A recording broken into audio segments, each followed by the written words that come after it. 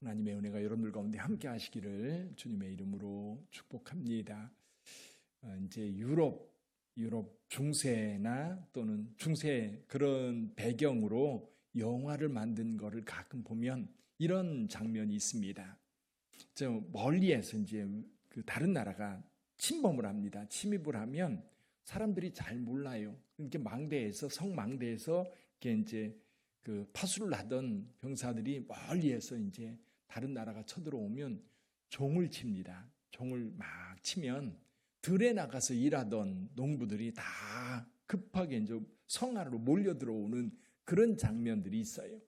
그럼 이제 적군이 가까이 왔을 때 그 주변에서 농사짓던 이제 농부들은 다 성 안으로 들어오고 성문을 굳게 닫고 이제 그 다음에 전쟁이 벌어지는 겁니다. 우리나라 같은 경우는 사실 성 안에 이렇게 거한다라고 하는 거는 대개 이제 관공서라든지 옛날 같으면 이제 관공서가 있고 거기에 이제 관리들이 살고 그렇습니다. 서울 도성 같은 경우는 굉장히 큰 도성인데 옛날에도 서울 도성 있으면 성 밖에도 사람들이 삽니다.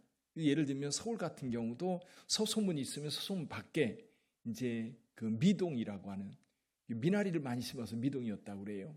그럼 그 지역에서 이제 애호개라고 그러죠. 아연고개 넘어서 미아리라든지 또는 마포라든지 이런 지역까지 이렇게 도시가 이렇게 커져 있는 모습을 볼 수 있는데 유럽 같은 경우는 성 밖으로 사람들이 이제 거주하는 경우는 그렇게 오래되지 않았다고 그래요. 대부분은 성 안에 살고 물론 산속이나 들에 사는 사람들도 있지만 성은 늘 그 지역 주민들을 보호하는 굉장히 중요한 보호 수단이었던 거예요. 그러다 보니까 유럽 지역은 늘 전쟁이 많이 발생하고 그러다 보니까 사람들이 성 안에 도피하게 되고 거기에서 이제 싸움이 일어나고 그런 일들이 비일비재했던 겁니다. 그런데 성이 없는 성읍, 성벽이 없는 성읍, 그럼 중세나 고대 시대에 성벽이 없는 성은 상상할 수 없는 겁니다. 성벽이 없다는 얘기는 보호막이 없다는 거예요. 그들을 보호할 수 있는 보호막이 없으니까 누군가가 무리지어서 쳐들어오면 방어할 수 있는 방법이 없는 거예요. 그냥 당하는 겁니다. 그런데 바벨론에서 돌아온 유대인들이 예루살렘 성에 살 때 거의 근 100년 가까이를 성벽 없이 삽니다. 바벨론에서 돌아온 뒤로 한 100년 정도 뒤에 느헤미야가 와서 성벽을 쌓아요. 그 전까지는 성벽 없이 살다 보니까 이제 그만큼 이제 주변 나라들에게 노출되어 있었고 여차하면 짓밟힐 수 있는 그런 상황이었던 겁니다. 근데 오늘 이 본문 말씀, 지금 이 본문 말씀 배경은 예루살렘에 유대인들이 돌아와서 시간이 얼마 안 됐을 때입니다. 적어도 한 18년 정도 됐을 때인 거예요. 그 사이에 그들이 가장 먼저 하고 싶었던 것이 성전을 건축하고 싶었는데 성전 건축을 못했었지요. 그러다가 학개 선지자가 성전을 건축하라고 외치기 시작했고 스가랴 선지자도 이제 예루살렘 성전을 건축하는 일에 이제 적극적으로 돕기 시작했던 겁니다. 학개 선지자를 도와서 선지자로서 백성들에게 하나님께서 우리와 함께 하시며 우리를 지켜주시고 그러니 우리가 적극적으로 성전을 지어야 된다는 얘기를 지금 하고 있는 겁니다. 그 가운데 한 가지가 이거예요. 지금 성전도 없지요. 성벽도 없지요. 그러면 그들 스스로 자기를 방어하고 스스로를 지킬 수 있어야 되는데 하나님께서도 우리와 함께 하신다라고 하는 확신을 가질 수가 없는 거예요. 성전이 없는 상태에서. 성벽은 그만두고 성전도 없으니까 하나님께서 우리와 함께 하신다면 그 하나님이 우리를 지켜주실 텐데 라는 믿음이라도 생길 텐데 그런 믿음조차 갖기도 어려운 상황. 그래서 학개 선지자가 나무를 베어다가 성전을 건축해라 라고 할 때에 이제 스가랴 선지자가 여기 8가지의 환상을 보는데 첫 번째 환상은 화석류 나무 환상이 있었지요. 그 환상을 통해서는 하나님께서 이제 너희에게 돌아오신다. 그래서 이스라엘 백성, 유다 백성들과 함께 하겠다라고 하는 말씀을 전해주셨고 그리고 넷불 환상을 통해서는 이제 유대인들을 이제 괴롭게 했던 주변 나라의 그 권세들을 물리쳐서 이제 평안하게 하겠다. 세 번째 여기 환상인데요. 세 번째 환상이 측량줄을 가진 사람이 이제 어딘가를 가는 거예요. 그러니까 스가랴가 묻습니다. 여기 2절에 보니까 내가 어디로 가느냐 물은즉 그가 내게 대답하되 예루살렘을 측량하여 그 너비와 길이를 보고자 하노라 하고. 자, 예루살렘을 측량하러 간다는 거예요. 예루살렘을 측량했던 적이 있지요. 에스겔 선지자가 예루살렘 성, 새롭게 세워질 성을 이제 측량하는 내용이 에스겔서 40장 이후에 나옵니다. 근데 이 이제 스가랴 시대의 환상을 통해서 스가랴가 예루살렘 성을 측량하러 간다라는 얘기를 들어요. 근데 그 천사가 나가면서 또 다른 천사가 들어오면서 이렇게 얘기를 합니다. 4절을 좀 한번 읽어볼까요? 4절 같이 읽어봅니다. 이르되 너는 달려가서 그 소년에게 말하여 이르기를 예루살렘은 그 가운데 사람과 가축이 많으므로 성곽 없는 성읍이 될 것이라 하라. 아멘. 오히려 예루살렘 성을 이제 측량하러 가는데 그 측량하러 가면서 하는 얘기가 뭐냐면 이제 예루살렘은 성곽 없는 성이 될 거다. 이게 무슨 의미죠? 예루살렘을 보호하고 그 성 안에 사는 사람들을 보호해 줄 수 있는 것이 성곽인데 성벽이 없는, 그 성벽인데 성벽이 없는 그런 성이 될 거라는 거예요. 여긴 두 가지 의미가 있습니다. 하나는 성이 너무 커져서 성벽이 필요 없는 거예요. 지금 예루살렘에 가면, 지금 현재 예루살렘에 가면 올드시티라고 하는 데가 있습니다. 올드시티. 이건 오스만 터키 시대에 지어진 성벽인데 이제 다윗성이 있고 또 다윗 시대 이후에 히스기야 때 성벽이 있고 그리고 나중에 이제 예수님 시대에 예수님 시대의 예루살렘 모습이 있고 그리고 지금 현재 이제 성곽이 있는데 지금도 보면 올드시티라고 하는 성곽이 있습니다. 그 올드시티 크기가 얼마나냐면 우리 이제 쉽게 비교할 수 있는데 이 GM대우 크기만 해요. GM대우 크기만 한데 지금은 그게 이제 올드시티고 그 밖으로 큰 도시가 이제 확장되어서 지금은 50만 명 이상 되는 큰 도시가 됐습니다. 예루살렘 지역에 큰 도시가 됐는데 성벽 밖으로 사람들이 많이 살아요.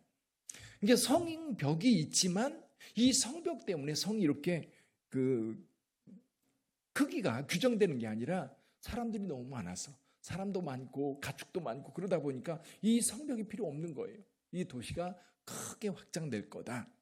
지금 이 유다 백성들에게 하나님께서 주시는 메시지가 뭐냐면 이 성읍을 하나님께서 축복해 주셔서 큰 성읍이 될 거라는 거예요. 만약에 여기 아마도 여기 모인 사람들, 여기 유대인들 예루살렘에 살고 있는 이들이 어디서 살다 왔어요? 바벨론에서 살다 왔어요. 바벨론 성읍 얼마나 컸을까요? 아마 유대인들이 생각할 때, 유대인들이 와서 예루살렘을 생각할 때 이 바벨론, 그들이 살던 바벨론은 어마어마하게 큰 도시였을 거예요. 큰 성읍이었을 거예요. 그 큰 성읍에 살다가 이제 와서 보니까 너무 초라한 거예요. 성벽도 없지요. 성전도 지어지지 않은 상태. 그 사람들에게 분명하게 말합니다. 여호와께서 이 예루살렘 성을 성벽 없는 성이 되게 할 거다. 근데 성벽 없는 이유가 뭐냐면 이유가 뭐예요? 사람과 가축이 너무 많아서 성벽으로 규정할 수가 없는 거예요. 또 한 가지 말씀을 하고 있습니다. 5절 읽어볼까요? 5절 같이 읽어봅니다. 여호와의 말씀에 내가 불로 둘러싼 성곽이 되며 그 가운데에서 영광이 되리라. 할렐루야.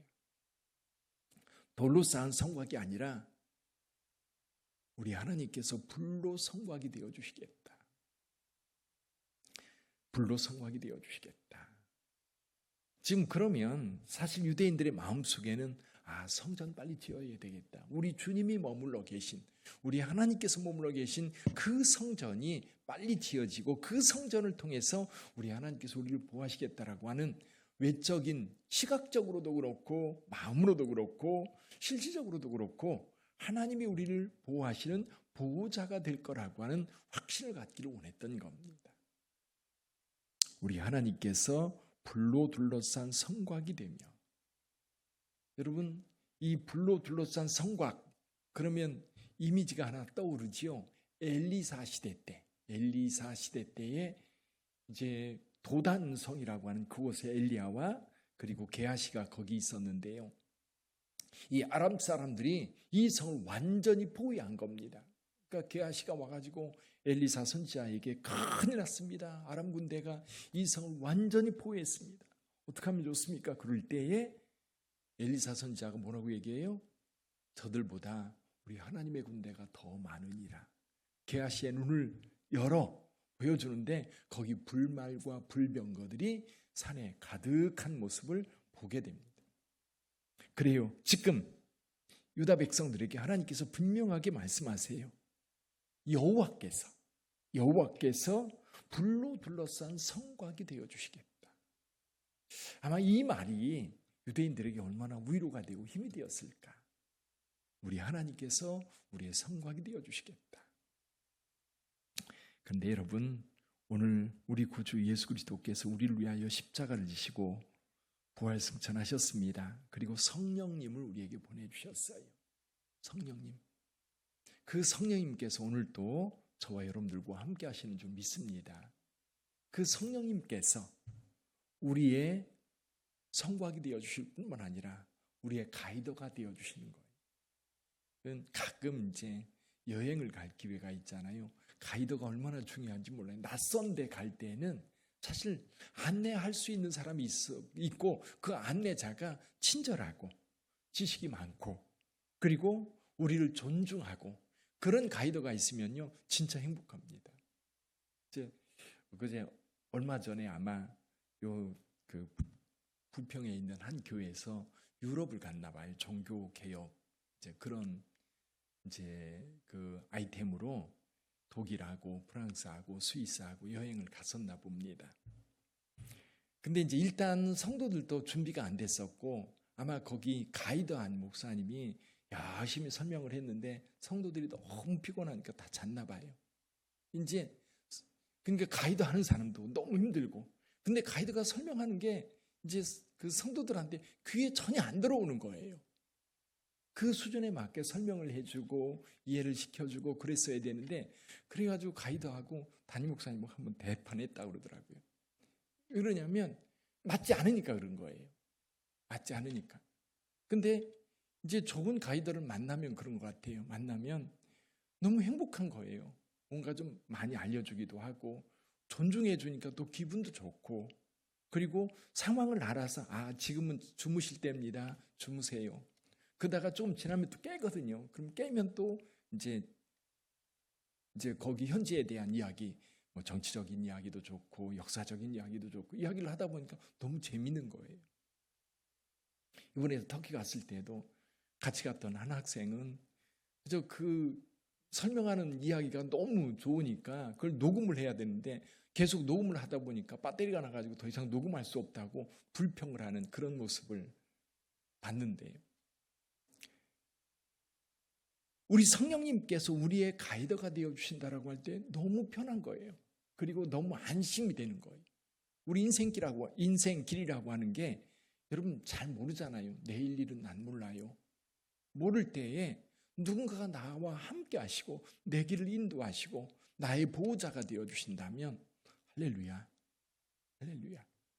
지금 여기 주님께서 스가랴 선지자를 통해서 너희의 보호자가 되고 너희와 함께 하겠다.